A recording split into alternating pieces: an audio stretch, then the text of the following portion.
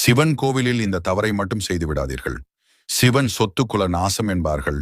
63 நாயன்மார்களில் ஒருவரான சிவனின் தீவிர பக்தராக இருந்தவர். இவர் சிறு வயதிலிருந்தே சிவனின் தீவிர பக்தராவார். இவர் ஒரு நாள் மாடு மேய்க்கும் பொழுது அந்த பசுக்கள் சிவலிங்கத்திற்கு அபிஷேகம் செய்வதை கண்டார்.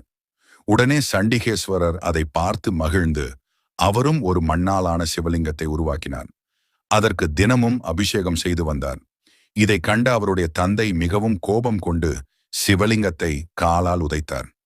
கோபம் அடைந்த சண்டிகேஸ்வரர் அவருடைய தந்தையை பிரம்பால் அடித்தார். இதை பொருட்படுத்தாமல் மறுபடியும் சிவலிங்கத்திற்கு அபிஷேகம் செய்தார். இதை கண்ட சிவன், இனி என்னுடைய பூஜைக்கும் பொருள்களுக்கும் நீதான் உரியவர் என்று சண்டேஸ்வரர் பதவியை அளித்தார். சண்டேஸ்வர நாயகர், சண்டிகேஸ்வரர் என்று இவரை அழைக்கின்றார்கள். சிவன் கோவிலின் இடதுபுறத்தில் இவருடைய ஆலயம் அமைந்திருக்கும். சிவன் கோவிலுக்கு வரும் பக்தர்கள் சிவனை தரிசித்த பிறகு